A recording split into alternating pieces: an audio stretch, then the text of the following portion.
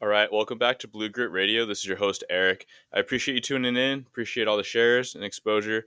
Um, we are going to talk about mental health predominantly again. It's a topic that, as I meet more people on here or interact with more people, whether through social media or through the podcast, it's a continual message that we're going to need to just keep hitting. That's the only way we're going to normalize it, the only way we're going to keep socializing it for positive culture change.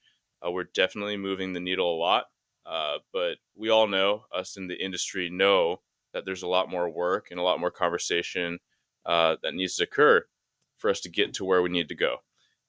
Today, joining me, I have Destiny Morris. Destiny, thanks for being with us today.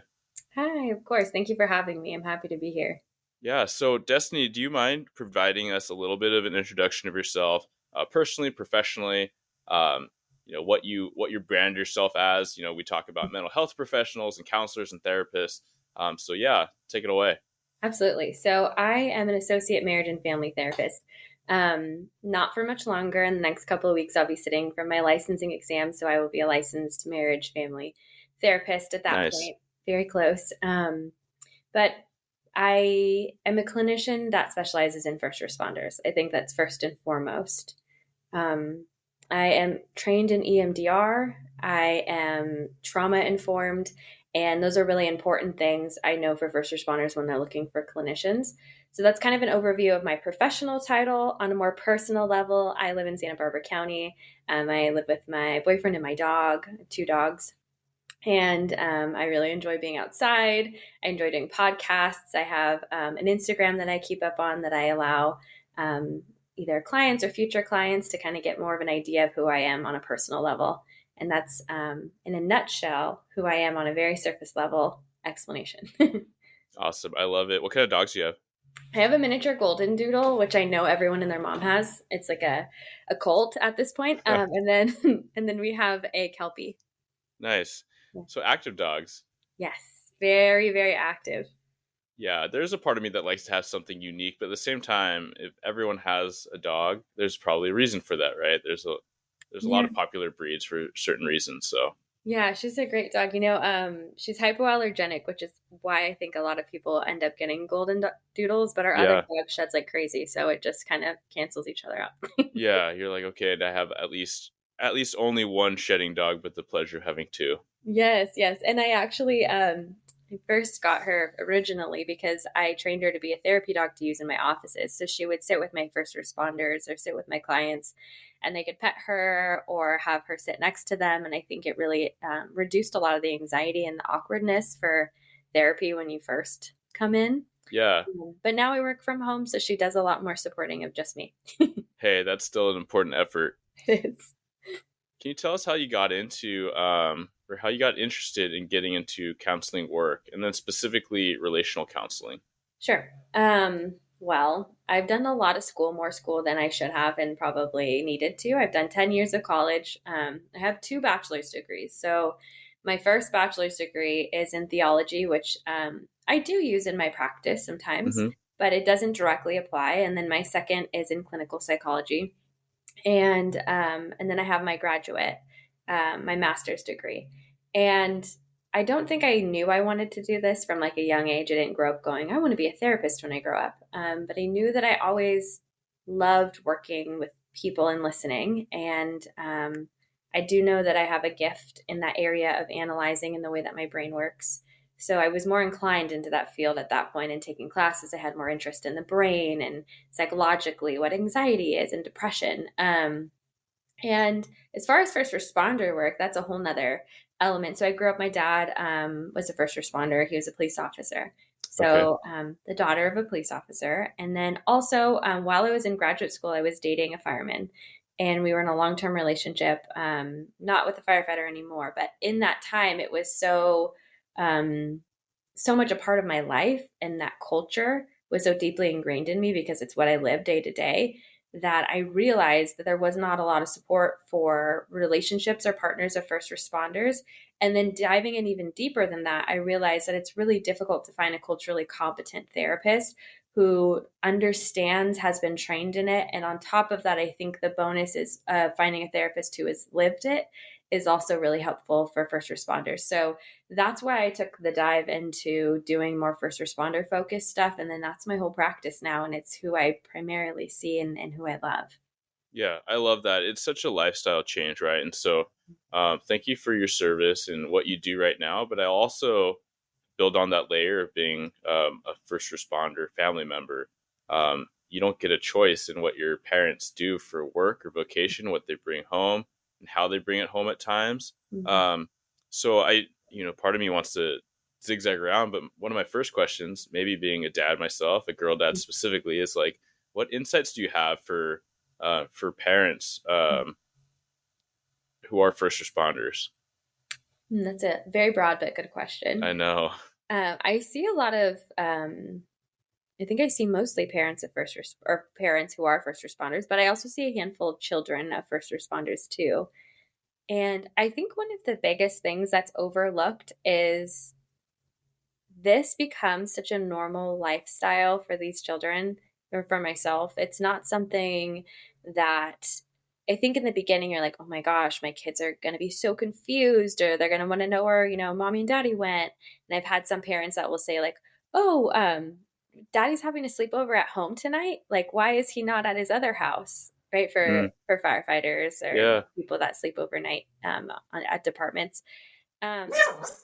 it's okay. Honey, do I have a mute on here? No. You do. Okay. Now for future reference. Sorry, you're gonna have to edit that. It's okay. I think it's a speaker button, right? Or no, maybe not. There's a little mic button. Okay. But this is the Anyway. realness for listeners. If I don't get the time to edit this, you can deal with it. I have a dog that barks, and it happens. It's real life. Anyways, sorry. Lost my You're train of good. thought. So one of the biggest things are, I think it's always a concern with first responders that their children are not going to be able to keep up with that lifestyle or be confused. But it's all they know, right? Like a fish is in water, they don't know they're in water. Same for first responder children for the most part. The lifestyle is what they know and what they've grown up to know, and it becomes a comfortable thing. And I've even seen often, and I guess for myself for a period of time, I see a lot of first responder children end up in relationships with first responders because that lifestyle is something that's so deeply ingrained in them, and it's something that they understand and know, and it's comfortable. Yeah, which is kind of scary and kind of wonderful, I'll say, as a dad. It's, I think about all the amazing things of first responders, right? The dedication and the service and the values. At the same time, you see all the negatives, right? How that comes home, like I mentioned before, and how it shows up. And some of, we all like to, or we all, I don't say we like to, but what I mean is we defer to focus on the most significant examples in our mind. And it's interesting how even as a cop, I can think about that, right? When I think about my daughter dating a cop one day, then it goes to like a negative place, which is really sad in how we generalize things. I see that a lot too. I've had a lot of cop or, police officers that will say, I would never want my child to be, dating or married to or in a relationship with another police officer because of the risks and the safety issues. And it is really hard relationally. And I know that's something we're going to dive into together, but, I think that that's a big thing too, the relationship aspect of it. Maybe that's something we don't want for our children. Challenges are not impossible. They can be navigated. It can look healthy, but it really takes a lot of effort and more effort than I think a normal, 9-to-5 relationship would take. Yeah, which is already a lot, right? I think that we can be recognizing of that, how hard just relationships, healthy relationships are. And then you add on all the things that we'll get into.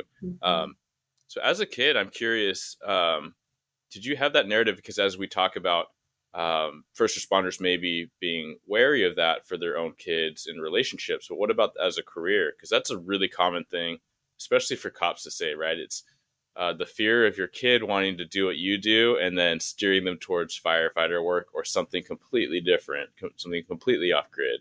Yeah. So, I mean, I didn't have any of that personally because obviously I didn't want to be a firefighter or a police officer. But I have heard this from clients before, where, your kid is like, I want to be just like daddy or I want to be just like mommy and I want to do that job. And you're like, no, you should do something else. I see that anxiety come up a lot. And that's something in therapy, obviously, that we would dig deeper into and ask, what are your fears in this? What are the things you see as a first responder that you're, worried that your child might have to see? And I think as a parent, it's really natural to want to bubble our kids in a sense, or create the most gentle ways for them to learn things. And when we think of first responders, especially police officers, and what they have to deal with, politically and culturally, and then on the day-to-day job, and then everything else on top of that, hypervigilance, relationally, it's anything but creating a safe bubble for your child. It's kind of throwing them straight in the deep end. It's scary. Yeah. Did you grow up with any of those, I guess, difficult conversations or scrutiny from other kids at school, or how did your family kind of navigate that? Because that was, I'll say, that's my first exposure is, not being a father yet, having a lot of colleagues and peers vent and kind of express their fears and frustrations with their kids who are in middle school, high school age, and basically being blasted for the profession by students, by teachers, and all that. I hate to hear that. Yeah. Speaking from my own personal experience, my dad was a police officer when I was in, gosh, I must have been like late in middle school, early high school age. So I didn't have like my whole life my dad, and he was, a number of years. So it wasn't like I grew up and he was always a police officer. He got into the field, was in it for a number of years, and then did something else with his career after that. So I can speak more from probably the clients I sit with and what I've heard and what I know about this culturally. That is extremely difficult, especially because, and that's a big part of this too, with my police officers, right? You guys 10 plus years ago had a lot more backing from society and teachers and in our community, right? We were openly for that. Now we have defund the police, the blue striped line is being taken out of things because it's looked at as like a hate thing, which is Mm-hmm. ridiculous to me. Side note, my own opinion there. I'm sure yours Yeah. too. But yeah, I think that that's going to happen for people in this field and their children and their spouses and their family members, because that's the society that we live in. And I think the best way to combat this is to have a safe space at home, because you can't completely bubble anybody from the world, right? When you send your Mm-hmm. kid to school, you don't know, and that's scary. And that's why a lot of people homeschool, but you don't know what kids Yeah. are going to say. Kids are mean, kids bully. And yes, they might pick up on the fact that so and so's dad is a police officer and make up all these, different slanders, or, bring up all the political and Yeah. cultural things that have happened in the Mm-hmm. past, few years, especially. And I think being able to have the open dialogue with your child and come home and say, hey, let's talk about these things. How did that make you feel? First and foremost, let's talk about it. Your feelings are valid here. You can express it. Did it make you angry? That makes me angry too. What do you think about police officers? Obviously, I'm your dad and I'm a police officer. Let's talk about, what that means. And I think it's important for children to understand other people's viewpoints. And that makes a very compassionate person growing up, where you don't have to agree with people, but you can understand where they're coming from. And if you can teach your children that at a young age at home, where it's safe to talk about and explore different people's ideas, but also have your own opinion, that really breeds a very resilient person. Yeah. I love that. I love the focus on something really simple, because a lot of times I have this tendency to overcomplicate things. And I love how when I prompt you with, hey, how do we navigate being parents as first responders? What I hear back is really what you want to do as a parent in general, right? As a Yes, family member, as a loved one, which is create safety and talk through your feelings, right? Like that's where we're at with my daughter, is just trying to slow things down, and then if anything else, just try to help her navigate what is she thinking about things, and what words can she put to things, or try to help her along with that. So yeah, this doesn't have to be extremely unique, right? It's just another thing that we maybe bring in a lot more complicated and significant emotions to, and just to help them through that. absolutely. And I think that's a big part of this is, yes, it's very like generic of what parents should be doing in general, but with you being in that field, it's important for you to check in with your emotions about it. Because if you're extremely heightened about it, talking to your child, let's say you're really angry about these things and hearing about them, you might need to take a minute to check in with yourself. What's coming up with me right now? Is this, my pride that's being wounded right now? Is this fear and anxiety that's coming up for me right now? And maybe taking a minute to regather yourself before you come back and talk to your child about it. Because also, children are like sponges, as you know, Mm-hmm. where they pick up on the parents' emotions and tones of voice and words that we use. And it can make our children become hypervigilant. And I think that's actually a big point too, is the children I work with, the first responders, tend to be almost as hypervigilant as their parent who is a Oh, first wow. responder. Same with spouses. I see this often as well. It seems like hypervigilance is something that is almost contagious or shared within a household. And I don't know if there's really a whole lot you can do to um, make it not happen. I think it's just part of the nature of the work you do. Um, but I see it shared amongst people in the home. So I would be really um, mindful when talking to your kid about something that could rise up a lot in you, to check in with yourself, take some time away to talk about it with someone else, talk with therapists, talk with your wife, and then come back and talk to your child in a calmer state where you're not activating them as well. Yeah. So on that hypervigilance note, I mean that's concerning and comforting at the same time. What I mean by that is, you know, I look at the world way differently. Ever since I went through police academy and started doing the job, I wasn't like a prepper, and I still am not really that kind of doomsday thinker. Um, I'm not. I'm not the cop that's carrying, multiple firearms and extra magazines and a whole trauma kit. And then some people listening are like, "Are you serious? You're so irresponsible." And that's okay, right? We have a spectrum.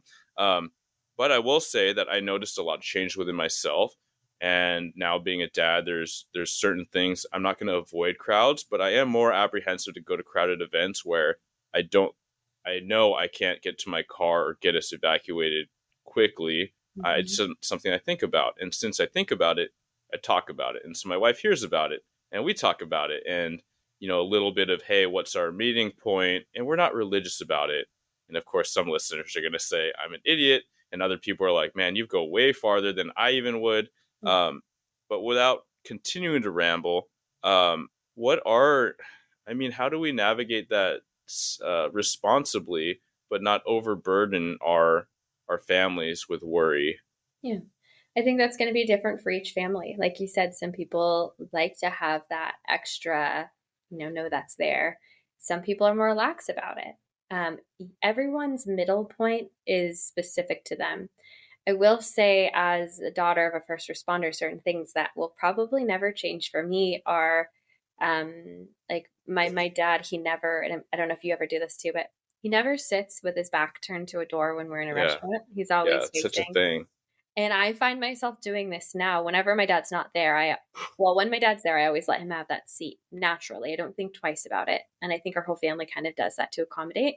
But when he's not there, I tend to take that role. I've noticed I'll sit in that spot. I don't like to have my back turned. Another thing my dad always taught me is to watch people's hands. And Hmm. I do that without thinking twice. So I think that there's like things that are naturally ingrained in our children, probably, Hmm. and as a child of a first responder, that we do. And it's not, those aren't bad things, right? Being aware are not bad things. I think that things to look out for that would be a red flag, and that's how you can kind of gauge if you're in a middle ground or if you're going very extreme, is if your child starts to create a lot of anxiety around it, right? Hmm. Where maybe they are worried about going to school, or maybe they think that they, see people with firearms in places maybe that they actually don't, or I don't know, maybe they have a lot of anxiety, and anxiety in children can really come out in different ways: stomach aches, overeating, undereating, not getting enough sleep, getting too much sleep. So looking out for those things, I think, are really important, not only in yourself as the first responder, but for your family as well.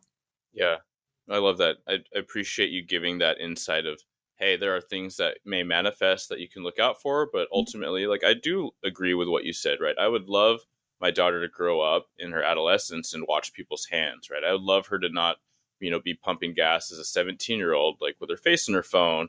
or just not aware of any surroundings. So I think it's good. And at the same time, I'll share, there was definitely a pivotal point in my wife and my relationship where she shared that she had a dream where someone was attacking her and she had to grab a knife. And she never had dreams like that before. But in being with me and listening to some of the dreams I have and some of the things I think about, it was that very double edged thing where I felt really bad that I'd kind of created this stressor. But at the Mhm. same time, like talking through it, even with her, I was like, hey, it sounds weird, but I'm glad you were able to get there in the dream and you overcame in your dream. And I think that there's something to that as far as visualization and Yeah. overcoming and, just, God forbid something happens in real life. But it's a really interesting place to be.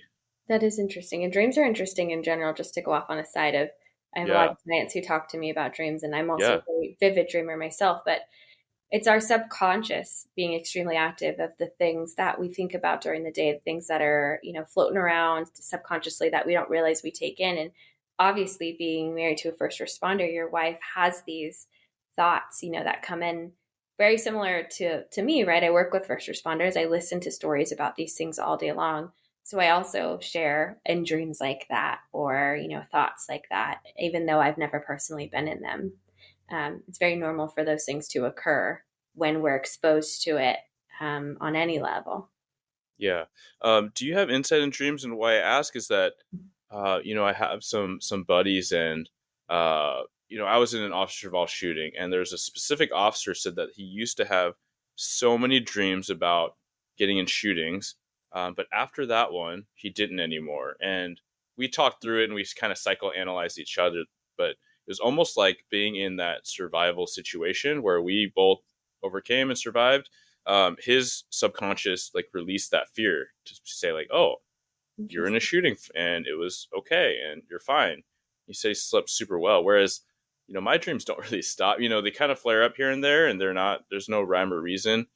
Even being off the street now for like a year, I still have these very like kind of street patrol level fight for lives where situations where it might be a gun involved, it might be my two hands. It's been a samurai sword before, like completely unrealistic. So all over the place.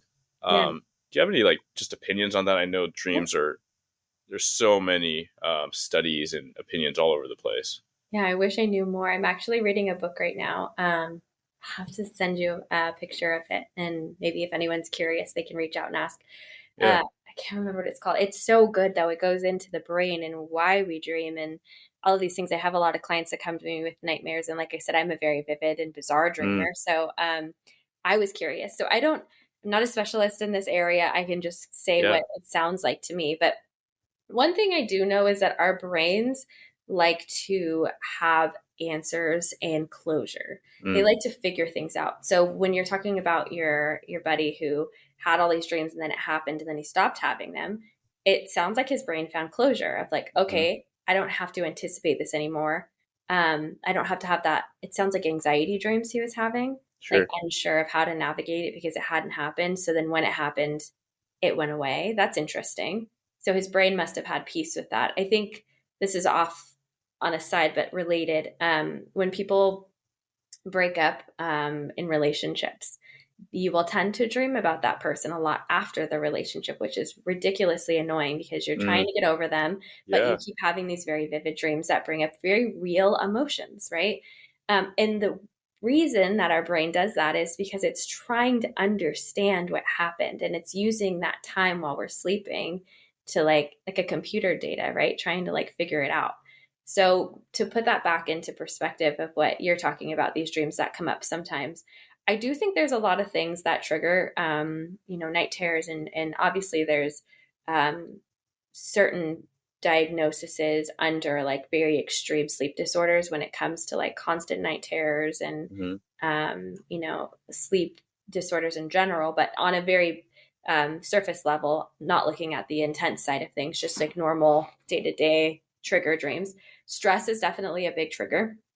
Um, and then also, it's normal because if you're doing this day to day, you're going to have dreams about it. I often have dreams, more so when I'm stressed out, about doing therapy. I do therapy in my sleep sometimes. Oh wow. Yeah, I'll wake up and be like, I just like was explaining to someone about, mental health or like talking to someone about something, which is what I do all day. Yeah. So it doesn't surprise me that you would have dreams that are related to what you do for a living and in more bizarre ways, right? Yeah. Um, Also with dreams, I know that it takes the filter off of stuff. So that's also why sometimes we have a hard time recognizing reality from dreams, or it can feel very real and the emotions that come with it can feel very vivid because of that element. And to go deeper into that, there's, obviously like lucid dreaming where you can control your dreams and Hmm. have awareness of when you're dreaming. Um, yeah, there's so much there. I wish I knew more about as far as like scientifically goes and how our brain works, but I will say that it's normal to have that. Talking through the things that you're dreaming about can be really helpful. EMDR can be really helpful for working through the subconscious as well. Yeah. I love that. I mean, there's definitely a lot of dreams I've had where I'm like, okay, that makes sense. Like it's very front of mind. And even, kind of like you talk about doing therapy in your dreams. Like I've been in board type, session meetings in dreams where I'm like, man, I just feel like I've been at work all night. Um, but Yeah. it was definitely at times where I was more stressed about deadlines or what we are trying to get done or different conversations that were had or needed to be had. So it totally makes sense. I'm glad you were even able to provide some tangibles, right? Like talking through them, EMDR, and that's something that, fortunately, I feel like is way more commonplace. I guess colloquial and understood within first responder community. Um, yeah, thanks for providing that. Yeah, sleep is such a big part of first responders in general. And it's an underlying of a lot of mental health issues too, and that's a hard one with sleep because you don't get your routine sleep as a first responder. It's different depending on what kind of shifts you work, if you get overtime, if you don't get to get enough sleep, if it's interrupted. So, Hmm. this topic in general, I think, has a lot of weight when it comes to first responders, especially. Yeah, for sure. I'm curious your insight. I mean, we talk about how stress can impact dreams, and if you're having poor dreams, stressful dreams, night terrors, things like that. From my perspective, just looking at health as a whole or stress levels, okay, maybe we should consider decompressing before we just go to sleep, even if we're on graveyard, right? Yeah. Whether that's, a walk around the block with the dog once you get home and then kind of settling in. Do you have any thoughts like that might help? Yeah, people think Mhm. about that. Yeah. Also, most people know this, but supplements like melatonin increase brain activity, which can Mm, increase dreams. And I think a lot of first responders use supplements to get to sleep, which is not a bad thing, but just to be mindful of that. Um, Anything that's increasing your brain activity is going to increase dream activity, right? So if you're doing very like high stimulated things before bed, you're going to have a really difficult time winding down your brain. And like you said, it's going to feel like you worked all night long. Maybe I've had those times where I'm like, dang it, did I get rest at all? It doesn't feel like hmm. it. Um, I'm really, really big on having a nighttime routine or a wind down routine or whatever time you're going to bed, wind down. Like you said, maybe it's going for a walk. I think that hot showers are really helpful, even if you already shower in the morning, because the warm water can create our muscles to relax, which creates serotonin in our Hmm. bodies, in our brains. And serotonin is what we need in order to be sleepy. Another thing that's really interesting that I use as a tool for a lot of my first responders and people in general is our brains remember scent, and they can and connect scent to certain feelings and memories and even serotonin release or dopamine release. So, like for instance, maybe there's a smell or a cologne that you used in high school and you don't use it anymore. But if you smelled it today, you'd be like, "Oh wow, like that Yeah. reminds me or puts me back there." Or maybe a scent that the next girlfriend used to wear. Right? Certain scents bring us places, or a scent that maybe a laundry detergent your mom used to use growing up. Hmm. So, with that being said, we can really harness that for sleep. I would recommend for people that are struggling to have a wind down routine to get like a pillow spray they have like lavender, Yeah. eucalyptus, something of that nature that smells good to you, or a lotion, or like a body wash in the shower, and to Hmm. use those at the same time before you go to bed because you're creating a pattern. So what happens is anytime you smell that lavender or whatever that smell is, your brain automatically goes, okay, we're going to bed, we're going to give more serotonin. and this is what we'll do every time we smell it. So it's kind of like that Pavlov. Have you heard of that Yeah, before? Like yeah. in the dog. Association conditioning. Yeah. Yeah, yeah, same thing. We're conditioning ourselves for wind down and bedtime. Yeah. I really like that. And like I'm gonna recap and then expand and see what your thoughts are on these little pieces. But first, melatonin. Yeah, I know a lot of first responders use it. I used it for a little bit, doing more research. Man, it can be really jarring for people. It could have that counteractive effect. And I like how you explained it, right? It can spike brain activity. And so even to throw out the nugget, hey, there's a lot of resources. Matthew Walker, Andrew Huberman, and Rogan's even talked about this with many people. But a lot of what you buy online or over the counter is going to be 5 milligrams. And really, if you're trying to play with it, maybe like you want to get down to like zero point 0.5 or like 1 milligram, and that could greatly alter things. Hmm. Yeah, I love the warm shower, and some people might be, if you follow different health influencers and stuff, you might think, oh, Cold. I've heard you want a cool bedroom, but I've actually heard it entwined with that, where sometimes your warm shower, your body temperature does rise, and so when you step out and then you Yes. go in your bedroom, you are instantly going into cooling mode. Um, so that it might sound backwards, but I've heard it to be very much in line at times. No, yeah, absolutely. I think a cold bedroom is definitely science based. Sleeping with the window open or a fan on, or keeping your temperatures at a certain level, is really important to good sleep. Yeah, Yeah, I know. I think that cold showers are definitely something that's helpful. I don't know a whole lot of studies around helping with sleep right before bed. I know in general it can help with sleep over time in the mornings. If you end yeah. your hot shower with like a cold, bit at the end, I think can help. But I'm not sure if that helps. I feel like it would help more with alertness than like winding down. But that's just my Yeah, opinion. and I'm that's what my understanding is too, right? The cooling effect can be good, but the really cold shower, spikes your alertness, right? It does. There is a little bit of a stress response, so that might not be the best for right before bed. Yeah, yeah. Um, There's Lavender is also a great other idea too. supplements. Yeah, yeah. There's other supplements I'm thinking too, just on your first point, besides melatonin. I know a lot of people take magnesium is really helpful for sleep. I'm thinking like dandelion root and like valerian root. There's a Hmm. lot of supplements that have a mixture of those. There's something called L-theanine that comes from green tea. Yeah, Those kinds of mixes can be more helpful because the problem with melatonin is you can become dependent in a sense yeah. where your body stops producing serotonin on its own because it needs to do that. I know a lot of first responders that use Benadryl, and that for me, I'm like, please don't use Benadryl. You become Yeah, so dependent on it, you're not going to be able to or have like serotonin. ZQuil, right? And like just these actual like marketed sleep aids. Yeah, you build a tolerance too. So at some point, the 5 milligrams isn't going to be enough. Yeah. Yeah, for sure. And then just to inject on there, there's a lot of great resources online, but magnesium, there's so many different kinds, and I've Yeah. generally heard threonate, glycinate to be better types or Yes. varieties, I suppose. L-theanine being a natural thing. And so, if you're listening to this and you want to work on your sleep, that's not the focus, but I love that you're bringing this up because all health factors are intertwined, right?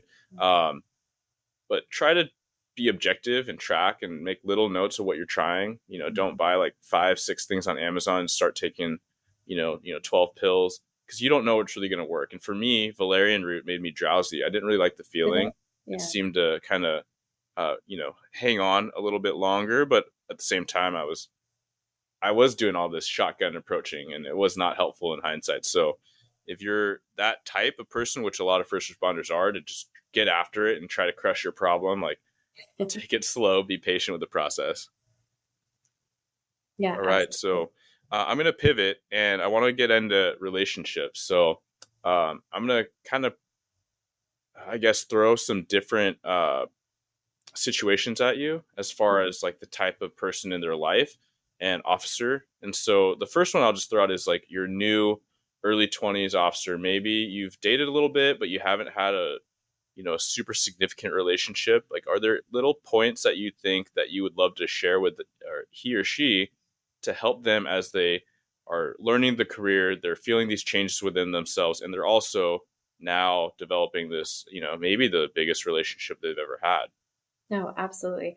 Yeah, I think that this is actually where it should start. I like that you started there.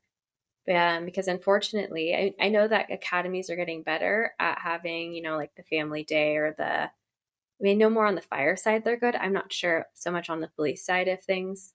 Yeah, it depends. It Yeah. really it ranges like extreme opposite ends for sure. Mm-hmm. Yeah. And I think that they can be useful when they, talk about these things at academy level, but this is where it needs to start. So I love that you started here.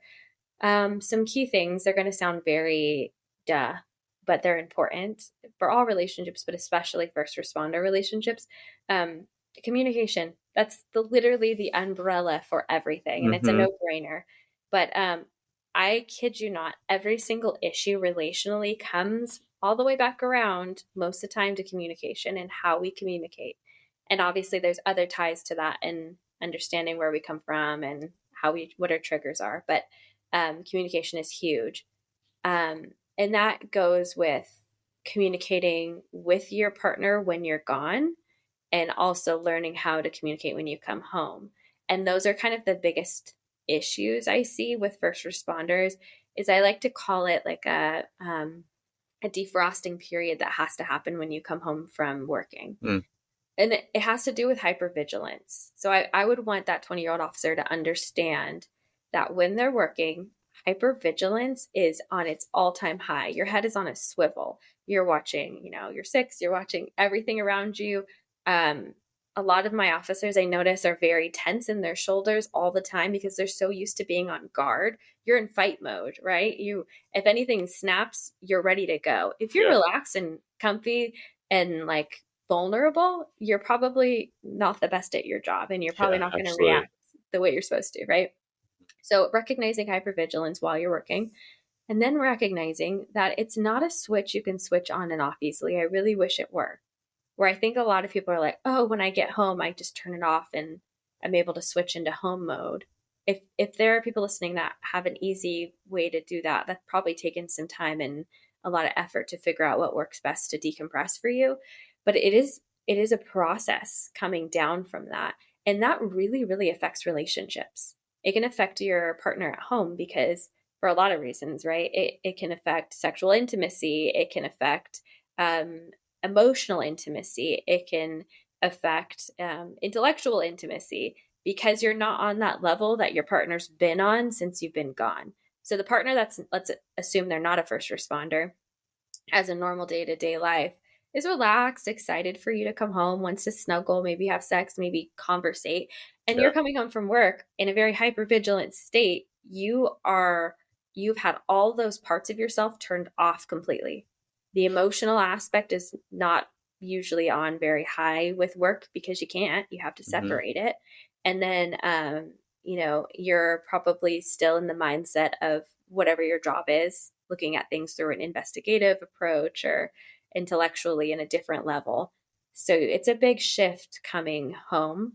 And we can talk about different tips to help with that. But that's the biggest thing is understanding it and then communicating it to your partner and saying, hey, this is what happens with me. Please don't take it serious or not seriously. Please don't take it personally. First, yeah. You know? Yeah, Destiny, I love that. I've been a cop for almost 16 years, and I've been diving in, learning about all this stuff, and been involved in peer support and trying to learn more about health and relationships and communication. And this is like a new twist for me because we always liken coming home to the stress, right? And just the recognition, hey, I had a busy day, I just need to decompress. And Mm-hmm. we verbalize in these ways, and a lot of people have written about it and talked about it, but I haven't actually recognized, and you talking about it in certain ways helped me recognize that, right? Where, hey, at work, you don't want people to come up to you and touch you. Like that's an officer safety no, right? So we want to have a standoff distance. And I never really equated that, right? Where when I'm coming home, I'm still in this brain shift mode. I've thought about it with stress and I've thought about it with, being talkative or opening up for sure. I Mm-hmm. felt that, but I haven't even recognized that on that Physical. physical, physiological level, right? Just how you interact with people. Yeah, absolutely. That's a huge part of it too. And and I think that it breeds a lot of insecurity in relationships for the partner that's home because they see that as a form of rejection, Mm-hmm. right? Like why like you've been gone, I've been looking forward to spending time with you and like cuddling or whatever we do to connect and you don't want to connect with me. Why are you unable? Are you not attracted to me? Is there infidelity happening? It can breed a lot of insecurity in Yeah. relationships. And if you don't have that communication, if this is what's happening, this has nothing to do with you. I love you. I am attracted to you. I want to spend time with you, but I'm having a hard time shifting back into this mode again. It can be really helpful. And then the officer feels supported and understood. And going off on a whole different tangent, that's why there's a lot of infidelity rates in this field. And I know it's a stereotype, but it is very accurate Hmm. because officers don't often feel supported and understood by their spouses that are not officers. Yeah. And they go other ways, other places to feel understood oftentimes. So if you at the beginning of a relationship, or even listening to this now and you've been married for 20 something years, start there if under having allow your partner to understand you, and they will not be able to understand you until you open that side of yourself up and communicate and say, this is what's going on. I think it's really important for you to know. Yeah, no, I love that. I mean, I started with the vein of, hey, let's talk to the rookie cops, but I found that in my own prompts when I talk about police work or I try to teach and mentor about that, I distill it down to that level, right? Because that's your entry point. It's all new, but then I find that whatever I talk about or write about, it's so applicable to the experienced veteran officers. It's Yeah. just, we want to simplify it, but at a lot of times it's not second nature, and we do need these reminders. We talk about communication, right? That's just for all relationships, right? And then Yes. expectations. We're talking about the time when you come home from work, whether it's 5 p.m. or 7 a.m., like what that should look like, and just talking through to make sure both people are on the same page to what it needs to be like for the other person, and maybe how you can find that common ground. And I'll share with the listeners, like there was a period of time where I came up and I was just amped up, and exercise is a big release for me. And my now wife, but at the time she recognized after a stint, she's like, hey, if you feel like if you didn't get your workout in the morning and you go through work and you need to spend like your extra um, you know 15, 20, 30, whatever in the garage before you come up to release and get your workout in, like don't feel like you need to rush in to say hi and help with the house. Like just do your thing and you're going to show up better for me. And that was Mm-hmm. so liberating for me, right? I felt That's bad that it had gotten to that point where it was pretty direct feedback, but it was so helpful to be allowed that permission just for us to have that crucial conversation. Oh, I think that's huge. And I hear from a lot of first responders, especially with new children, right? Children just like put a whole nother, that's a whole ball game different than just the single, the parents without children yet. There's a lot there, but when you add children, it adds to it because I think a lot of times the first responder will feel, and I hear this so much, like I feel guilty if I don't come home and start helping out and take that burden off my wife because she's been doing it by herself all day or for how many hours, right? Um, and so, yes, I think that there needs to be a balance. People probably won't like to hear this, but I think that a lot of times in relationships, first responders are put on a pedestal over the person that stays home. Mm-hmm. And that creates a lot of issues because then the person at home is forfeiting a lot of their needs in order to meet your needs because of what you do for a living. But if we were to even that playing field a little bit and prioritize both people, it would look like compromising like that and adjusting the compromise, right? So maybe not every time. Maybe your wife is saying, take that time, whatever. But maybe there's some times where she really needs your help right away. And she's like, hey, I know you're going to work out. Can you just cut it short to 20 minutes? Is that Yeah. okay with you? Let's compromise. And then maybe for you, you're like, no, actually, I need 30. I had a really rough shift. And she goes, okay, I could do 30. That's what makes a healthy relationship. Again, that communication and compromising each other's needs so that not one person's put on a pedestal over the other. Yeah, I love that. I think that my huge advice would just be to be flexible and open, right? Be Yeah. adaptable. Like that's what makes you successful in your job. You're handling this one call or this one detail at the station, and something bigger comes up. You got to pivot, right? You just got to move with it, and you can come back. And so, just to recognize, like, hey, something might pop up. It doesn't mean you can't come back to it an hour later. Mhm. Just be flexible and think about it big picture. Yes. Yeah, absolutely. Yeah. Yeah. So, I mean, in all these conversations, I think about things that have helped me in my relationships, and the love languages is a big one. I'm Yes. wondering if your personal opinions about that, and how people might navigate with that. Yeah, love language is an important thing. I'm not super rigid on them. I know people that are like, yes, the love language, everyone needs to know them. Mm-hmm. But I also think that we all probably fall into more than one category here. For sure. Like I can even think about, my own. I don't just have one love language. I have a few, and I can probably prioritize them differently, but based on different seasons of my life and my relationship. But I do think it's a really powerful tool in a couple things. I have a couple posts on this on my Instagram from a while back, but it can help you argue healthier if you know your partner's love language. Oh yeah. It can also help you communicate better. And it can help you overall understand your partner. So, a lot of people tend to give their love language that they receive.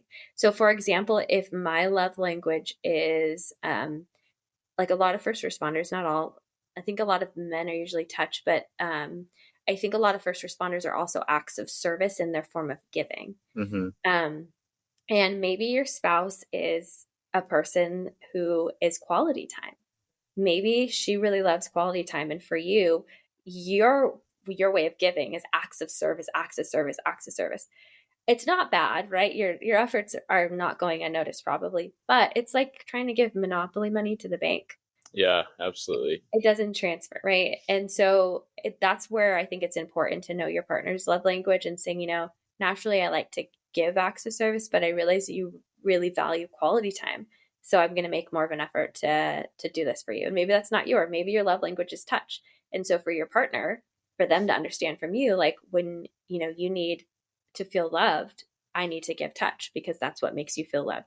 And then with arguing, it can be really helpful. Whereas like if your partner's love language is touch, reaching out and touching their hand while you're talking about a topic that can be really stressful. When you're talking about finances or, Mm-hmm. whatever, having that close connection can really take the nervous system down and get you out of that like fight mode that we get into.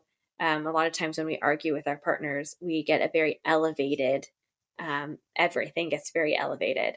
And so if you know your partner's love language, you can use that to kind of counteract the elevation that might happen around difficult conversations. Yeah, absolutely. I love that. I mean, it's all intertwined and it's not simply put in one box, right? I think that my rudimentary understanding of love languages when I read about them, I was like, oh, this is so eye-opening, right? Mm-hmm. My wife is physical touch and words of affirmation, and I'm services and quality time, and we just need to try to do those things. But it's so much more, I mean, in a good way, nuance, where it all blends together. And I like how you even gave the example of like, hey, having a conversation that's stressful, then you insert the touch, right?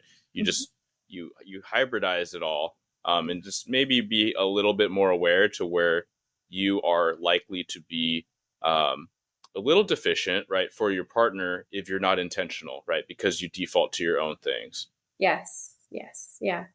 Yeah. And even to go further with that, if your love language, your partner's love language is quality time, taking time, if you have a difficult conversation, saying, hey, let's go to lunch. Let's go to breakfast together. Let's go to the beach and talk about this situation. That's quality time incorporated in that too. So just a further example of that.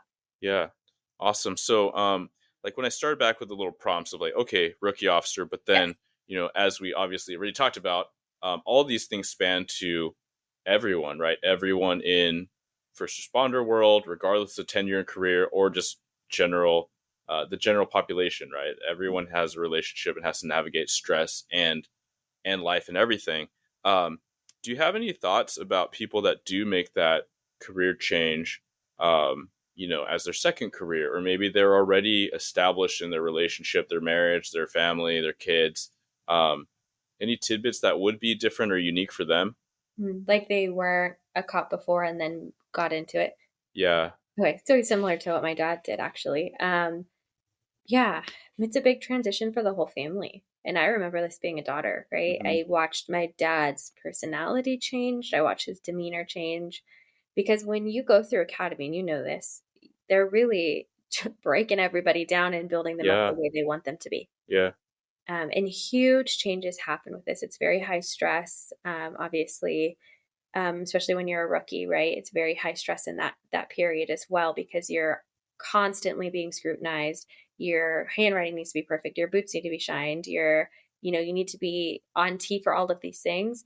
So I think that it's important for the officer to notice that there's a lot of stress factors that are going to be happening and how it's going to directly affect their family going into that transition. I always ask that question when I meet with couples that are first responder couples. I'll ask, like, was your spouse always an officer when you met them, or did that come later? Because that's a really big indicator for me as a clinician to know, what the root of the problem is here. Was it a transition for the whole family and maybe the whole family didn't feel fully supported? Or was it something that you kind of came into and it was already established, which I think at times it's easier. Hmm. Yeah, it's Yeah. difficult. Yeah. Well, I appreciate all the tips and the insights. We touched on one thing, and it was infidelity. And so I want to circle back to that because, we do hear of these recovery stories with relationships, and that's fantastic. And I love that people are willing to do the work and figure out the way to communicate. But what I'm all about is like, let's try to get that preventative, right? So if we feel like we're in those behaviors, and a lot of times, from my perspective, it seems like they're in tandem with other risk seeking behavior, right? So maybe you feel that within yourself. What are some things that people can think about and do to help curb those things, right? Where they don't feel seen or understood in a certain way. So they're seeking that validation elsewhere. Yeah. So we talked about this already. The first one is communication. Mm-hmm. Communicating what you need from your partner, communicating what you want them to know about you, and making an effort to allow them to understand you and to feel seen, right? And when you're not feeling seen, talk about it. Hey, I don't feel like you're understanding, or I don't feel like you're validating, what I do all day long, or how I might feel coming home from a shift. And then vice versa for your partner. As far as you did tap on something, risk seeking behaviors. I think that's huge, huge, huge in first responders. I've done quite a few podcasts on the topic of sex in first responders. And the reason why I've been talking about it so much, and I know it's uncomfortable for people to talk about and listen to, but it is so prevalent and so in the dark and so shameful for a lot of first responders who struggle with this and not talked about enough, that I really want to talk about it more. And I've noticed the more I talk about it, the more I get clients of this. And I have to say that probably Mm-hmm. 50% of my practice is first responders who struggle with these kinds of issues, with infidelity and with, sexual issues in different natures. So can I go there? Is that Yeah, let's go okay? there. So it's all intertwined. But the risk seeking behaviors it's huge, right? Because you have a higher adrenaline in your job and as a first responder. And so you have this higher cap off or higher capacity for it. Most officers or first responders enjoy that aspect. It's something that they are drawn to, which is maybe why they're drawn to the profession in the first place. As far as relationally, I see this a lot in risky behaviors as far as infidelity goes.